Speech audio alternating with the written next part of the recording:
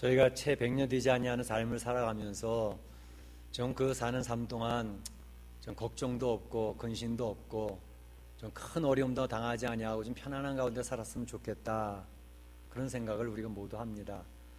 그런데 우리의 살아가는 인생의 삶이 그렇게 만만치가 않습니다. 우리의 삶 가운데는 여전히 두려운 일들이 생깁니다. 예기치 않았던 일을 만나서 깜짝 놀랍니다. 그리고 근심과 걱정이 파도가 오듯이 한 파도 지나가면 끝나면 좋겠는데 그 다음 파도가 또 몰려옵니다. 끊임없이 몰려오는 근심, 걱정, 두려움, 걱정들, 이런 것들을 참 잘 넘어가면 좋겠는데 그게 참 쉽지가 않습니다. 우리 이제 사도행전을 통해서 쭉 살펴봤던 것처럼 사도 바울의 삶이 그러했습니다. 두려운 일, 걱정스러운 일들이 계속 진행되고 있는 것을 볼 수 있습니다. 이제 억울한 일을 만나서 함정에 빠져서 그가 재판도 벌써 몇 번 받았고 이제 변명도 몇 번 해야 됐는데 이제 드디어 그가 로마로 이제 항해를 해서 호송되어져 가는 그런 과정을 오늘 본문의 말씀에서 볼 수 있습니다. 그런데 그 가는 길도 역시 어려운 일들이 생기고 있는 것을 볼 수가 있습니다. 우리가 인생을 살아가면서 여러 가지 어려운 일들이, 예기치 않은 일들이 벌어졌을 때 우리가 어떻게 지혜롭게 그것을 이겨낼까, 그리고 어떻게 극복해 나갈까 하는 것을 오늘 사도 바울이 당하는 이런 어려운 문제들을 보면서 그 하나님 도우심을 받았던 것을 보면서 우리 사랑하는 성도들이 지혜를 얻기를 원합니다.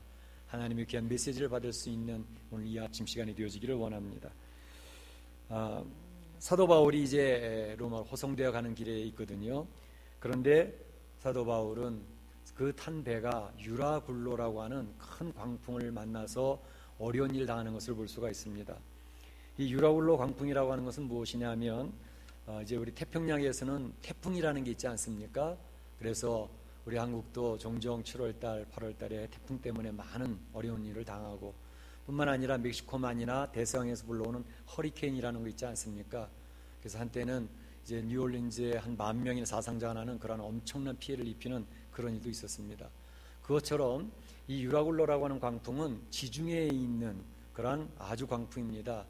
유라굴로라고 하는 말이 두 단어로 합쳐진 건데 유로스라고 하는 단어와 아크빌로라고 하는 단어가 합해져서 유라굴로라는 단어가 되어 있습니다. 근데 유로스라고 하는 단어는 북풍이라는 뜻입니다. 북쪽에서 불어오는 바람. 그런가 하면 아크빌로라고 하는 단어는 동쪽에서 불어오는 바람. 그래서 이 유라굴로 광풍은 북동풍입니다. 북동쪽에서 불어오는 바람인데 그 세력이 얼마나 강하고 센지 종종 지중해에서 이 유라굴로 광풍을 당하게 되면 많은 배들이 파손당하고 생명을 해야 하는 그런 일들이 벌어지게 되는 것이죠. 바로 이 사도 바울이 탔던 호송선, 그 배도 이 유라굴로 광풍을 만나서 지금 어쩔 줄 모르는 그러한 장면이 오늘 본문에 잘 설명이 되어지고 있습니다. 이제 유라굴로 광풍을 만나니까 이게 한 번, 두 번 하고 하루 이틀 하고서 끝나는 게 아니라 10여일, 오늘 성경에 보면 14일 동안 이 광풍 때문에 쩔쩔쩔 매는 그러한 모습이 묘사가 되고 있거든요. 그러니까 여러 날 동안 그들이 해와 달을 보지 못하고, 그리고 이 배는 화물선이기 때문에 애굽에서 나는 그 풍성한 곡식을 로마로 이제 가져가는 그런 화물선에 탄 거거든요. 죄수들과 함께. 그런데 바로 너무너무 위험하니까 그들이 날라야 되는 이 짐, 화물, 이 모든 곡식들도 다 바다에 던져버리는 그런 일이 벌어지고 있고요. 그리고 심지어는 이제 배에 꼭 필요한 것들, 그러한 기구들까지도 다 버려서 배를 가볍게 하는 이런 일을 하고 있는 것을 볼 수 있습니다. 거룻배, 이 배 뒤에 끌고 가는 작은 배, 그것도 끌어올리고, 또 스르디스라고 하는 것은 모래톱을 이야기합니다. 가는 곳에 이제 이 유라굴로 광풍을 만난 그 근처에 스르디스가 있었거든요. 모래톱이 있어서 배가 거기 바뀌면 꼼짝 못하고 파선에 다 죽는 거죠. 그러니까 거기 걸리지 않으려고 막 온갖 힘을 다하고 있는 그러한 모습을 볼 수가 있습니다. 정말로 우리가 지금 이 성경을 이야기하면서 제가 설명드리는 것이 그냥 그랬나 보다, 영화의 한 장면 보듯이 우리 머릿속으로 지나갈 수 있지만, 실제로 그 자리에 있는 사람들은 이건 생사를 가늠하는 공포의 시간입니다. 여러분이 그 배에 탔다고 생각해 보십시오. 지금 1시간 후에 죽을지 5시간 후에 죽을지 알지 못하는 그러한 사투를 벌이는 그러한 장면들, 바로 지금 사도 바울이 탄 배가 그런 어려운 가운데 빠져 있다는 것을 설명하고 있는 것을 볼 수가 있습니다. 그런데 이러한 모습이 바로 우리의 인생의 삶 가운데서도 종종 만날 수 있다는 것입니다. 이민의 삶은 더욱더 어려운 일들이 많습니다. 그래서 전혀 예기치 못했던 어려운 일 때문에 우리 성도들이 힘들어하는 것을 보면서 참 안타까울 때가 있습니다. 때로는 잘 나가던 사업이 흔들려가지고 사업이 막 무너지는 그런 모습들을 보게 될 때 어떻게 할 줄 몰라 쩔쩔맵니다. 때로는 가정이 파산이 되어져가지고 이혼하는 가정, 그 자녀들은 자녀들대로 따로 돌고, 그래서 가정이 엉망진창이 되는 그런 이민의 삶의 가정들을 많이 보게 됩니다. 질병으로 말미암아 생사를 다투는 그런 가운데서 투병 생활하고 있는 그런 성도들도 보면서 많이 참 안타까움이 금할 수가 없습니다. 우리 인생의 삶은 이와 같이 크고 작은 폭풍이 계속해서 다가와서 우리 성도들을 힘들게 한다는 것, 우리는 부인할 수가 없습니다. 지난 주간인가요? 7월 2일 날 목요일 날 우리가 잘 알고 있는 멕시코 커뮤니티 내에서 있었던 일입니다. 이제 미국을 왔다 갔다 하면서 식품을 사다가 각 가게에다 나눠주고 있던 어떤 집사님 한 가정이 그만 갱단들에게 납치가 되어졌습니다. 5일 동안 납치가 되어져 가지고 굉장한 공포와 죽음을 앞두고 있는 그런 모습으로 이제 이야기를 듣는데, 정말 복면을 씌워놓고 5일 동안 채워놓고 하는데, 그분의 말은 이제는 죽었구나, 여기서 끝인가 보다 라고 하는 그런 생각을 하고 지냈다는 것이죠. 그래도 이제 100만 페소의 납치범 풀어주는 돈을 요구했고, 그걸 다 모을 수가 없으니까 40만 페소를 이제 지불하고 풀려나는 과정이 있었는데, 맨 처음에 그들이 협상하는 모습을 보면서 이 사람들은 아마 초짜인 모양이다 생각을 했는데, 나중에 알고 보니까 상당히 잔인하고 또 조직적인 그러한 갱단에게 붙들렸던 것을 볼 수가 있습니다. 그 사람이 이야기하는 것은 그런 일이 있고 난 다음에 정말로 하나님 앞에 얼마나 기도했겠습니까? 집사님이니까. 그러면서 그동안 신앙생활 제대로 못했던 거, 교회 제대로 출석 못했던 거, 또 내 마음대로 살았던 거 다 회개하면서 하나님 내 생명 다시 한번 허락하시면 하나님 뜻대로 살겠다고 엄청나게 하나님 앞에 기도했을 겁니다. 그런 고백을 하는 것을 듣게 되면서 참 이런 일을 당하는 일이 이제 믿지 않는 사람의 일만이 아니라 믿는 성도들 가운데서도 이런 일을 얼마든지 당할 수가 있구나 하는 것을 생각해 보게 됩니다. 어쨌든 우리의 인생의 삶은 이렇게 전혀 예기치 못했던 일이 생겨서 참 험악한 인생을 살게 되는 그런 일들을 보게 됩니다. 야곱이 이제 요셉 아들의 초청을 받아서 애굽에 가서 바로 앞에 섰을 때 바로가 묻습니다. 당신 연세가 몇이나 되시오? 라고 물으니까 내 나이는 130인데 나그네 길을 살았습니다. 그리고 내 인생의 삶이 참으로 기쁘고 즐거운 날보다는 눈물 흘리고 슬프고 근심 걱정하는 데 너무너무 많았습니다. 내가 험악한 세월을 살았습니다. 이렇게 고백을 하는 것을 보면서 우리 인생의 삶에 여기에서 예외적인 사람이 별로 없다라는 생각을 해봅니다. 심지어 하나님 마음에 합했던 사람이고 이 세상의 군주로 군왕으로 살았던 다윗도 그것을 고백하고 있습니다. 우리가 볼 때에는 참 세계 권세를 쥐고 무엇 하나 부족한 것이 없는 그 부와 권세를 다 누렸던 왕이지 않았습니까? 그런데 그가 고백하는 시편의 내용들을 보게 되면 우리가 금요 기도회 때마다 시편을 쭉 살펴보고 있는데 다윗의 그 마음 아픈 내용들을 쭉 볼 수가 있습니다. 눈물을 흘리며 하나님 앞에 부르짖는 다윗의 모습을 볼 수가 있습니다. 원수들 때문에 또 함정에 걸려서 힘들어하고 고통스러워하는 그런 모습을 볼 수 있습니다. 그러니까 다윗과 같이 하나님 마음에 합한 사람이고 세상의 모든 부와 권세를 누렸던 사람이 이 정도로 힘들어하고 고통스러워했다면 우리들은 더 말할 것도 없겠다, 그런 생각이 듭니다. 그래서 우리가 생각하는 것은 우리 인생에 바로 이와 같이 유라굴로와 같은 광풍, 예기치 않았던 폭풍, 이런 것들이 다가올 수 있음을 우리가 인식하고 사는 것은 굉장히 중요하겠다. 왜냐하면 그것을 인식한다고 하는 것은 우리의 삶에 대한 준비를 하고 산다는 뜻이 아니겠습니까? 그래서 우리는 유비무환이라고 그러지 않아요? 미리 준비를 하면 그래도 환난을 잘 대처할 수 있겠다. 그래서 그러한 우리 마음의 자세, 삶의 자세가 굉장히 필요하겠다 싶은 생각이 드는 겁니다. 우리 성도들이 잘 준비할 수 있는 건 두 가지밖에 없습니다. 그저 하나님 말씀으로 계속 입혀가는 겁니다. 나의 삶 속에 하나님 말씀을 계속 더딥혀가고 말씀을 계속 꾸기작꾸기작 해서 집어넣는 겁니다. 그리고 또 한 가지는 기도로 우리의 삶에 저축을 하는 겁니다. 은행에 저축을 많이 한 사람은 위기가 찾아와도 이제 그 돈을 꺼내서 쓸 수 있고 론을 쓸 수 있고 신용을 쌓기 때문에 이 인생의 어려운 때를 잘 지나갈 수 있는 지혜가 생깁니다. 그러나 그거 마찬가지로 우리의 신앙생활도 기도로 저축을 해나가야 됩니다. 우리 기도의 분량을 쌓아나간다는 것은 굉장히 중요합니다. 위기를 만날 때 기도해서 하나님의 긍휼하심으로 문제를 풀고 해결해 나갈 때가 많이 있지만 평소에 편안할 때 기도의 저축을 많이 하시기 바랍니다. 기도로 많이 쌓아놓으시길 바랍니다. 그렇기 때문에 2대, 3대, 4대의 후손들이 신앙 안에서 잘 서는 이유는 왜 그러냐 하면 그의 할아버지 조상 때부터 기도로 쌓아오는 그 기도의 저축량이 있기 때문에 그 자손들이 큰 어려움 당치 아니하고 세상을 잘 이겨나갈 수 있는 겁니다. 우리가 믿음의 선조가 됐다면 우리 자손을 위해서라도 기도의 분량을 쌓을 필요가 있습니다. 단순히 1시간 기도하고 끝나는 게 아니라 기도를 계속 저축해 나가는 겁니다. 적금을 들어놓는 겁니다. 그러면 유비무한입니다.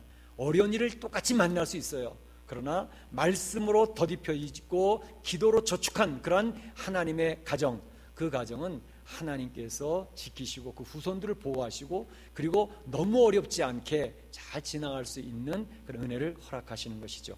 우리 사랑하는 성도들에게 그런 유비무한의 자세가 있어지기를 주의 이름으로 축복합니다.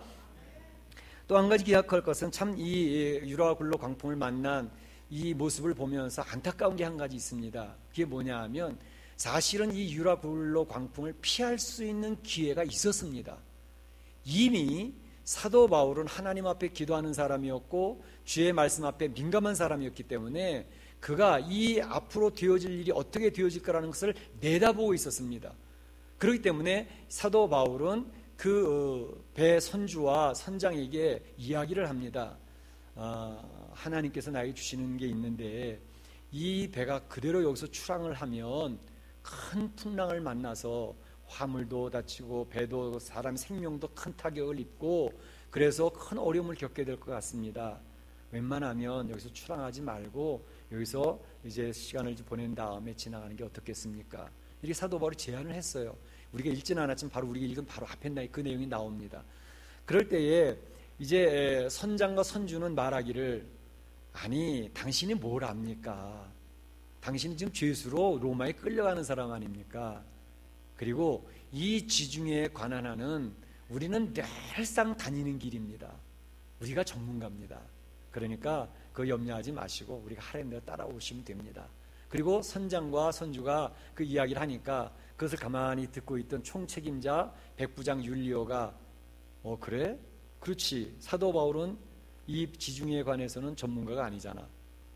이 지중해 전문가는 이 선주, 자기 배를 얼마나 아끼겠어요. 선주니까. 또 선장, 늘상 이 길을 다니는 사람, 이 사람들이 말이 옳겠지. 그렇지 않습니까? 훨씬 설득력 있는 말이 아니겠습니까? 그래서 백부장이는 바로 선장과 선주의 말을 바울의 말보다 더 믿더라 이렇게 되어져 있습니다. 갑시다. 그래서 출발을 하게 됐던 것이죠. 참 이것이 안타까운 것입니다. 물론 사도 바울은 비전문가입니다. 지중해에 관해서 선장과 선주가 훨씬 더 잘 알고 훨씬 더 경험이 많습니다. 전문가죠. 그 전문가의 말을 상식적으로는 더 듣는 게 맞을 것 같습니다. 그러나 때로는 하나님께서 주시는 말씀들이 있습니다. 하나님께서 미리 알려주시는 그런 것들이 있습니다. 그럴 때 그 말씀을 잘 듣고 하나님 말씀을 따르는 것이 전문가의 경험과 상식을 초월할 때가 많이 있습니다.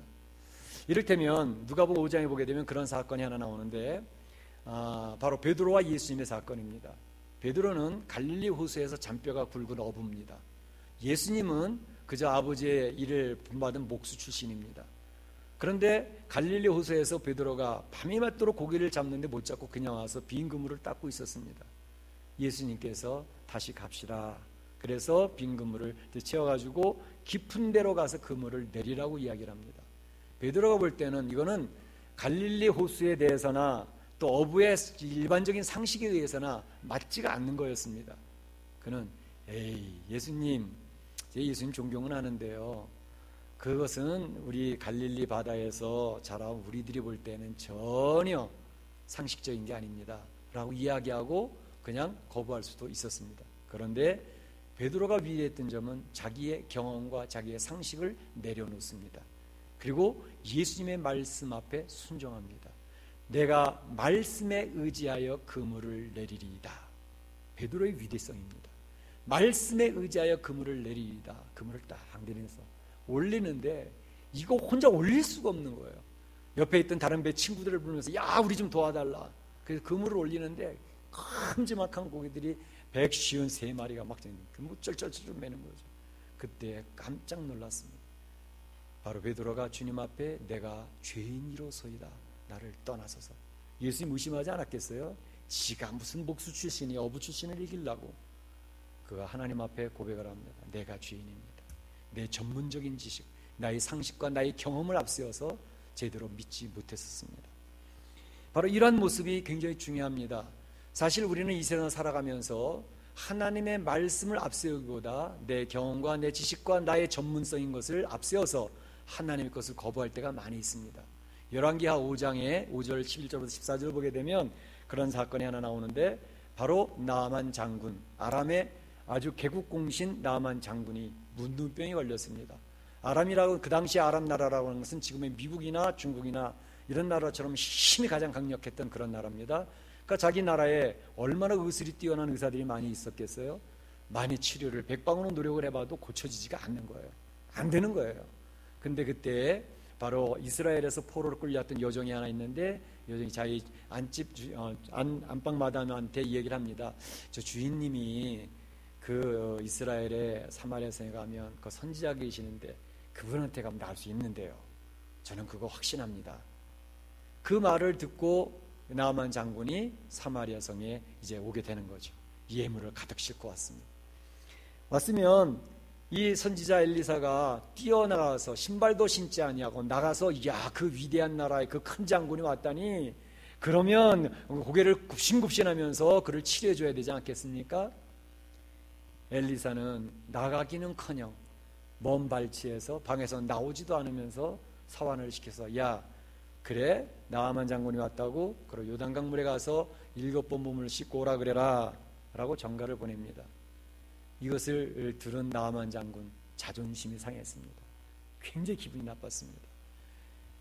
자기가 이야기를 합니다. 내 생각에는 자기가 생각하기에는 그가 뛰어나와서 나를 안수하든지 그래서 고칠 줄로 알았는데 나오지도 않고 나보러 요단강에 가서 물 닦고 오라고. 그가 분노한 모습으로 떠나갔다 이렇게 있습니다. 분노한 모습, 굉장히 자존심이 상한 거예요. 나를 갖다 이렇게 홀대해. 야, 아람 나라에는 이 요단강물보다 깨끗하고 풍성한 물들이 얼마나 많이 있는데 거기 가서 씻지. 무슨 요단강물에 가서 7번을 씻어. 이 더러운 물에서. 안 씻겠다는 거예요. 가는 거예요. 그때 이 부하 가운데 지혜로운 부하가 있었습니다. 아유, 장군님 믿져야 본전입니다. 여기까지 왔는데 요단강물에 가서 씻는 거고 뭐 어렵습니까? 한번 해봅시다. 설득이 되어져서 요단강물에 가서 이제 몸을 7번 담그고 나옵니다. 근데 희한한 것은 하나님 말씀에 5장 14절에 하나님 사람의 말씀대로 요단강에 7번 담그니 그가 깨끗하여졌더라. 할렐루야, 할렐루야. 이게 하나님의 역사입니다. 하나님의 말씀을 앞세우고 하나님의 말씀 앞에 순종하면 살아계신 하나님의 역사를 체험하게 되어져 있습니다. 구약이나 신약이나 과거나 전자나 똑같습니다. 하나님 말씀을 순종하라고 그 앞에 엎드리면 살아계신 하나님의 역사가 경험되어지지만 내 생각에는, 내가 판단하기에는 내가 더 전문가인데 내가 하는 대로 해야 되겠어. 절대 하나님 체험되지 않습니다. 하나님은 그게 꺾어질 때까지 기다리고 계시는 것입니다. 그래서 여기서도 그 선장과 선주가 사도 바울의 말을 들었더라면 유라굴로 광풍을 피할 수 있었고 그 배가 큰 해를 당하지 않을 수 있었습니다. 그러나 그들은 자신의 경험과 자신의 지식과 자신의 것을 앞세워서 내 생각에 괜찮아 하면 돼. 하나님의 말씀을 무시해버렸어요. 우리 인생을 살아가는 일도 똑같습니다. 과거의 옛날 이야기가 아닙니다. 멕시코의 여러분의 이민의 삶도 이와 똑같은 일이 계속해서 여러분 앞에 주어집니다. 여러분이 무엇을 선택할 것인가에 따라서 달라지는 겁니다. 어떻게 결정을 내리느냐에 따라서 여러분의 삶은 달라지는 겁니다. 하나님 말씀 앞에 순종하고 엎드리면 하나님의 역사가 여러분의 삶에 스며듭니다. 하나님이 인도하시는 것을 경험하게 됩니다. 당신은 모르지만 시간 지나고 나서 보면 분명히 알게 됩니다. 하나님이 그때 그렇게 역사하셨구나. 나는 그것을 이해할 수가 없었는데 하나님이 역사하셨어. 이렇게 고백을 하고 간증하는, 은혜의 고백을 하고 감사를 고백하는 역사들이 체험이 되어지게 될 줄로 믿습니다. 이들이 하나님의 말씀이 사도 바울의 그 말씀을 듣지 아니하니까 결국 그들 앞에 놓여졌던 것은 고난이었습니다. 고통이었습니다. 유라굴로 광풍을 만났습니다. 그 배가 파손됩니다. 14일이 지나도록 해와 달을 볼 수가 없습니다. 배가 제대로 가려면 별을 보고 방향을 찾아서 가는 거 아니겠습니까? 별도 안 보입니다. 해도 안 보입니다. 그 안에 있던 276명은 모두가 한결같이 우리는 여기서 죽는구나. 여기서 죽는구나. 그래 고백하는 상황입니다. 하나님이 야, 너희들 말 안 들었으니까 그렇게 고난당하는 것도 싸다. 그러실 하나님이 아니셨습니다. 고난당하는 그런 모습을 보시며 우리 주님은 늘 긍휼히 여기십니다. 불쌍히 여기십니다. 예수님께서 산에 기도하라고 올라가시면서 제자들에게 너희들 먼저 갈릴리 바다 건너가라. 근데 하필 그들끼리 갈릴리 바다를 지나가는데 이 갈릴리 바다에 광풍이 일어난 겁니다. 파도가 막 일어난 겁니다. 배가 막 파손돼서 죽을 지경이 됐습니다. 예수님이 기도하시다가 그 갈릴리로 내려가셔서 바다 위로 걸어가십니다. 그 제자들이 깜짝 놀랐어요. 야, 유령이다! 유령이다!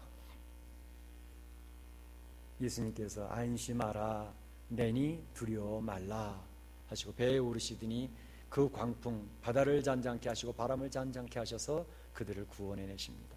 이게 하나님의 사랑입니다. 우리는 하나님의 말씀대로 살지 못할 때가 허다합니다. 알면서도 내 고집대로 살 때가 허다합니다. 그래서 고난을 당한 건 내 고집 때문에 당하는 일들이 많이 있는데 그때 하나님께서 너 잘됐다, 고통 좀 당해봐, 그러신 하나님이 아니시라는 겁니다. 하나님께서 그에 찾아오셔서 그들을 긍휼히 여기시고 불쌍히 여기시고 그 문제를 또 해결해 주시는 그런 사랑의 하나님인 것을 볼 수가 있습니다. 이 유라굴로 광풍을 만나서 그들이 쩔쩔매고 있을 때에 하나님이 그 배에 찾아오셨습니다. 누구에게 찾아오셨냐 하면 하나님 앞에 마음을 기울이고 있고 주님을 바라보고 있는 사도 바울에게 찾아오셨습니다. 바울에게 말씀하십니다. 어젯밤에 하나님이 내게 말씀하시기를 바울아 두려워 말라, 두려워 말라, 두려워하지 말라라고 말씀하시는 주의 음성을 들었다라고 담대하게 외치고 있는 것을 볼 수가 있습니다. 이제는 하나님이 말씀하셨으니 이 배를 지키실 것이다. 이제 화물과 배는 좀 피해를 보겠지만 사람의 생명은 절대 해가 없으리니 하나님의 말씀하심을 믿어라. 나는 하나님께서 내게 말씀하신 그대로 되리라고 하나님을 믿노라 라고 자신있게 그 276명 앞에 선포하고 있는 사도 바울의 멋진 모습을 보십시오. 하나님의 사람은 주변의 사람들을 유익하게 합니다. 주변의 사람들을 위로하며 삽니다. 이게 성도의 특권입니다. 성도는 주변 사람을 위로하고 살아가는 사람들입니다. 힘들에 빠진 사람들을 붙들어주면서 살아가는 사람들이 성도입니다. 바로 사도 바울이 그 역할을 잘 감당하고 있습니다. 이제는 안심하라, 하나님께서 지켜주신다고 말씀하셨다. 특별히 사도 바울 그 한 사람을 하나님이 기억하시고 지키시는 것을 볼 수 있습니다. 뭐라고 말씀하시냐면 이 배를 지키는데 지킬 이유가 분명히 있다. 지키는 이유는 바로 바울 네가 로마 황제 가이사 앞에 가서 그에게 복음을 전해야 되기 때문에 너를 살려야만 돼. 너에게 사명이 있기 때문에 그 사명이 끝나기 전까지는 너를 지킬 것이고 또 너와 함께 붙어있는 사람들도 살려낼 거야 라고 말씀하신 거거든요. 성도의 특권 얼마나 대단합니까? 여러분 한 사람 때문에 여러분 가정이 삽니다. 여러분 한 사람 때문에 여러분의 사업체가 삽니다. 여러분 때문에 멕시코 이민 사회가 살아날 줄로 믿습니다. 하나님 그걸 기억하시는 거예요. 바로 서 있는 하나님의 사람 한 사람, 그 사람 때문에 그 공동체를 살리는 거예요. 한 사람이 얼마나 중요합니까? 그런데 하나님 말씀과는 다르게 위기가 찾아왔어요. 무슨 위기냐 하면 이 배가 이제 섬에 도착하려고 하는데, 섬에 도착하는데 물이 이제 합류가 되는 곳에서 부딪히면서 막 고물이 깨어져 가고 이물이 깨어져 가고 막 배가 파손되어져 가는 거예요. 막 죽을 것 같으니까 거기서 죄수들이 도망치려고 막 그럽니다. 근데 군사들이 하는 말이, 야, 이 죄수 놓치면 안 되잖아. 왜냐하면 로마법은 죄수를 놓치면 자기네들이 책임을 감당해야 돼요. 심할 경우에 자기네들이 사형을 당해야 됩니다. 그러니까 죄수를 놓치느니 죽여버리자. 그 군사들이 죽이려고 칼을 빼들고 죽이려고 합니다. 근데 하나님이 역사를 하십니다. 백부장 율리오의 마음을 감동시킵니다. 아니야. 그러면 사도 바울이 죄수인데 죄수를 놔주고 사도 바울도 죽을 거 아니야. 죄수들을 죽이지 말아라. 그대로 내버려둬라. 백부장이 선언을 합니다. 누구의 역사입니까? 하나님께서 이방인인 백부장의 마음을 감동시키는 겁니다. 건드리지 못하게 하는 겁니다. 하나님의 돌보심, 하나님의 역사하십니다. 바로 우리가 살고 있는 이 모든 관계 속에는 이와 같이 하나님의 역사들이 계속 간섭하고 있습니다. 그래서 주의 백성들이 견뎌내는 겁니다. 보호가 되는 것입니다. 동성연애 결혼 합법된 것 때문에 이제 미국에 지금 정신이 없습니다. 얼마 전에 오리건주에서 이제 웨딩 케이크를 만드는 조그만 베이커리가 있었습니다.